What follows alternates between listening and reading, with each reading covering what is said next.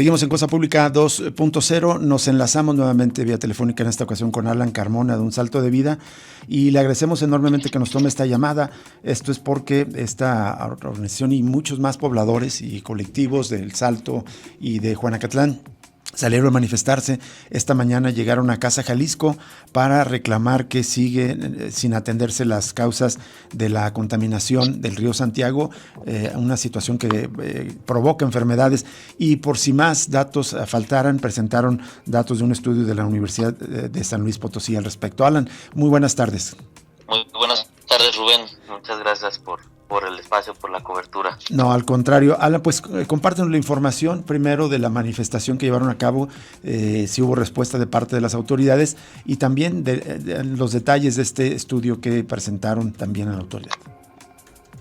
Sí, mira, el día de hoy decidimos hacerlo en Casa Jalisco, ya que las dos demandas, las dos exigencias en general que estamos haciendo en esta ocasión, más allá de todo, como tú comentas, ¿no? Esta larga lista de agravios a lo largo de la historia en nuestras poblaciones, es, la permanente afectación a la salud, con nueva evidencia, no solamente eso, sino que es evidencia que ellos respaldaron en su elaboración, la Secretaría de Salud del Estado de Jalisco, la respaldó también en el sexenio anterior la Secretaría de Salud Federal, la CENAPRESE, diversas instituciones respaldaron este estudio elaborado por la Universidad de San Luis Potosí, que nosotros impulsamos a que se elaborara, ya que, como quizá recordarán algunos radioescuchas y ustedes mismos, un estudio elaborado por la misma universidad se mantuvo oculto durante 10 años. Así es. No se atendió a la población, muchos de los niños muestrados se enfermaron, muchos de ellos murieron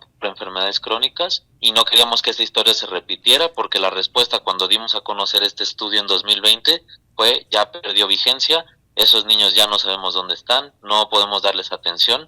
Y además de las denuncias que hicimos en distintas instancias por el ocultamiento por este crimen, también emprendimos este trabajo de investigación junto con la Universidad de San Luis y hoy tenemos los resultados definitivos. Déjame, Alan, solamente subrayar la importancia de este antecedente que compartes. Si mal no recuerdo, el estudio de la Universidad de San Luis Potosí, de los investigadores de esta universidad fue en 2010, con estos detalles confirmando que la contaminación del agua, del aire, la contaminación en el entorno provocada por diversos metales de los procesos extractivistas e industrialistas del Salto provocaban estas enfermedades. Y como bien dices, muchos de los niños estudiados hace 10 años, ya como adultos, lamentablemente, se enfermaron o hasta fallecieron. Y contando con este antecedente, ahora se presenta una actualización de este estudio.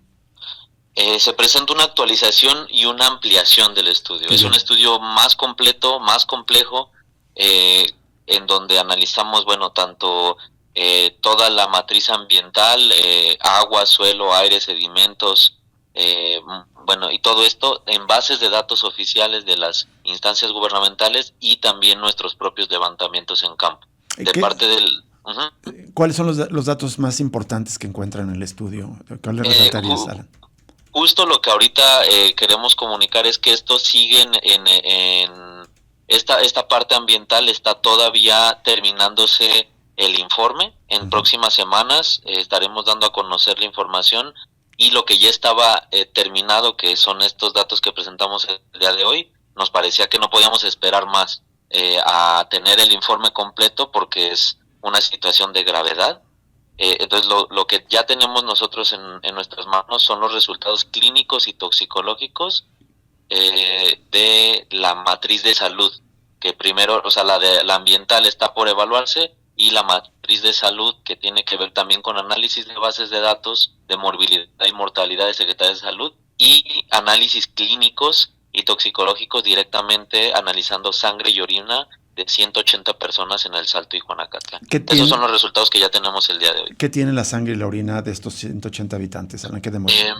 Mira, se analizaron 55 parámetros, prácticamente de todos los parámetros analizados hubo presencia en la mayoría de los habitantes muestreados, pero los que queremos resaltar y que fueron ya como muestreados, analizados en laboratorios certificados son, por decirte algunos, el plomo, el níquel y el aluminio presente en niveles por encima de lo que puede soportar, bueno, según la norma ocupacional, un trabajador elaborando en la industria, el 100% de la población No, muestreada, pues, con niveles de plomo, níquel y y aluminio. aluminio. Nuestro, Pero te estoy hablando de niveles, o sea, por ejemplo, el plomo, el sí. aluminio, que está en 100 microgramos por litro, por decilitro, se encontró en algunos casos en 3.000 en niños, en 9.000 en algunos adultos.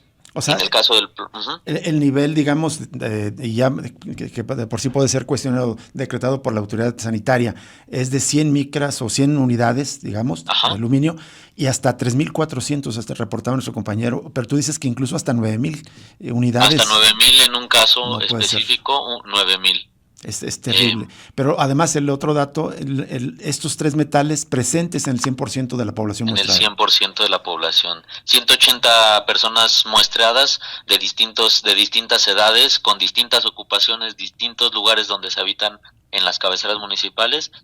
Eso quiere decir que el territorio está repleto de plomo, de aluminio y de níquel, Claro. que no viene de otro lugar que no sea de la industria. Exactamente, los procesos productivos. Ahora, lo que ustedes se han manifestado, se han organizado, han resistido, han exigido a las autoridades durante décadas es que entienda que hay una correlación entre los procesos productivos, la contaminación y las enfermedades que no han querido admitir las autoridades. Recuerdo declaraciones épicas de algunos funcionarios, por ejemplo, el secretario de Salud del gobierno de Emilio González, Alfonso Petersen, que no admitía que la contaminación del río generara enfermedades, pero también un secretario de Salud Federal, Elvira, de apellido Elvira, Rafael De medio Elvira, ambiente, sí. de Medio Ambiente, que decía que además no se podían parar los procesos o decretar zona de emergencia ambiental porque sería afectar a la industria, es decir, pone todavía por encima al capital que a la salud de los habitantes.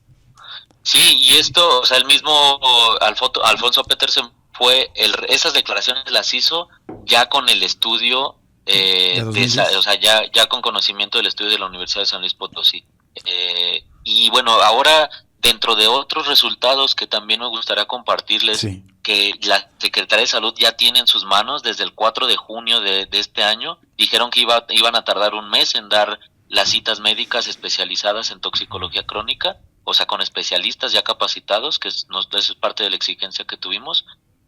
Por ejemplo, de arsénico, ¿no? En más del 23% de los niños del Salto, cadmio en el 47% de los niños del Salto, 59% en los adultos también de aquí de este mismo municipio, mercurio en el 60% de los niños, del Salto y Juanacatlán, cromo en el 23% de los adultos del Salto, 64% de presencia de manganeso en niños de Juanacatlán y una larga lista de sustancias tóxicas presentes. La Secretaría de Salud ahora lo sabe y no puede negarlo. Ellos avalaron de alguna manera el estudio, hicieron parte del levantamiento también de encuestas para determinar también los síntomas autorreferidos de la población. De las 5.000 cédulas familiares que se levantaron, más de 3.000 casos se detectó por los especialistas toxicológicos que necesitaban una atención inmediata.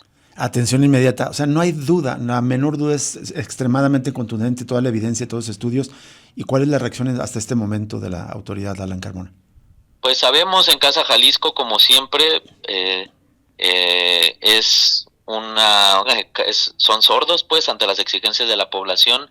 El gobernador Pablo Lemus, curiosamente, porque hoy se protestó, además de que la respuesta ante esta información que ellos tienen es más industria, ¿no? Promover nuevos megaproyectos energéticos e industriales, y al mismo tiempo que nosotros estábamos protestando, él estaba firmando un convenio con los industriales, supuestamente para un compromiso por el clima y para eficientar los procesos de consumo de agua. Sin embargo, pues lo que está impulsando él es 3 nuevas termoeléctricas con participación de empresas privadas, con participación de la CFE, para garantizar la llegada de nuevos capitales en este marco del nearshoring, ¿no? De la guerra comercial entre Estados Unidos y China, para seguir produciendo la industria electrónica, principalmente automotriz, aeronáutica, en fin, ¿no? Eso se traduce Esa es la respuesta contundente del gobernador, seguimos priorizando, al igual que los sexenios anteriores, la inversión antes que la salud de los ecosistemas y de la población. Te paso a Jesús para otras preguntas, Alan. Gracias, Rubén. Hola, Alan, un gusto escucharte, saludos. Saludos, Jesús. Alan, a propósito ahorita de lo que comentabas, también hoy se presentó el secretario general de Gobierno, Salvador Zamora, al Congreso para exponer el primer informe de gobierno de Pablo Lemos. Ahí le preguntaron los diputados sobre cómo va la macro recomendación por la contaminación del río Santiago, y el secretario general de Gobierno pues dijo que han invertido, presumió, casi 5,000 millones de pesos para la limpieza del río. Tú coméntanos de qué ha servido, qué se ha hecho hasta ahora a partir de esa macro recomendación en la realidad. Bueno, hay que recordar, ¿no? Esa macro recomendación emitida en 2009, se emitieron cientos de puntos recomendatorios, y los puntos que ellos presumen tener alrededor del 80% cumplidos, fue de una tercera parte de los puntos que se les recomendaron a ellos y que fueron los que admitieron. Entonces, de ese un tercio de puntos, ellos llevan un avance del 80% y no son para nada significativos respecto a el cambio notorio en la calidad de agua, y pues más allá de eso es en la destrucción del territorio. Si seguimos mirando como ellos el agua únicamente desde una perspectiva del saneamiento, en lo que se traduce es justamente en una inversión multimillonaria que no tiene ninguna repercusión porque el resto del territorio está siendo agredido por estos proyectos que ellos mismos impulsan. Otra duda también en los datos que nos dices de estos primeros resultados. Me llamó la atención el caso del arsénico, porque hay que recordar, comentaste que casi el 24% de los niños presentan arsénico. Hay que recordar que ese fue el metal pesado que el mayor responsable de la muerte de Miguel Ángel López Rocha, el niño que falleció hace alrededor de 15 años después de caer a las aguas del río Santiago. Es gravísimo, entonces, en el caso de ese metal que esté tan extendido entre los niños de las dos poblaciones. Sí, es uno de tantos, y justamente, ¿no? Lo podemos notar en todas estas levantamientos de información que se hizo en campo, que se le llama una búsqueda activa de toxicidad crónica, es decir, ir casa por casa viendo, porque mucha gente ya va cuando ya tiene el problema renal, cuando ya tiene el cáncer, pero estos cambios que son notorios, por ejemplo, en la presencia del arsénico en la piel, ¿no? Que parecen sarpullido. Esa es una parte importante, ¿no? Los médicos, cuando se les atienden, te suelen decir, pues ponte esta crema, ponte para tal, pero son en realidad síntomas de intoxicación que también en el caso del arsénico generan, es un neurodegenerativo, ¿no? Un problema neurotóxico. Una última pregunta de mi parte, Alan, ustedes le entregaron esto ya a la Secretaría de Salud el 4 de junio, dice que no ha habido respuesta. ¿Las enfermedades y muertes que se acumulen desde entonces hasta ahora corresponden ya a responsabilidad del actual gobierno de Lemos? Claro, y como gobierno, como administración, no solamente le compete lo que ocurre durante su sexenio, sino que asumen la responsabilidad de la atención de los enfermos que vienen siendo afectados desde sexenios anteriores, pero también porque es información que ellos, además de que ya cuentan, fueron partícipes, y bien, Secretaría de Salud es un coto de poder, ¿no? Y son los mismos funcionarios sexenio tras sexenio que ocupan estos mismos cargos o se van rotando, y que ahora en los nuevos cargos no están haciendo lo propio para atender a la población. Gracias, Alan. Alan, ya nos tenemos que ir solo, si me puedes responder en segundos, si alguien nos atendió en Casa Jalisco hoy. Solamente esta persona que es vigilante y perpetradora de muchas de las represiones que han ocurrido en Jalisco, Jesús Lechuga, Millán, ¿no? Y ese fue el único, solo recibió el oficio y se negó a dar alguna declaración, ningún compromiso. Él es funcionario de la Secretaría de Gobierno, ¿no? Exacto. Bien, muchas gracias, Alan Carmona, por atender esta llamada. Muchas gracias. Al contrario, seguimos. Terrible los datos, muy contundentes. Vamos a ir a la pausa y regresamos para cerrar Cosa Pública 2.0 después de esta charla con Alan Carmona de Un Salto de Vida.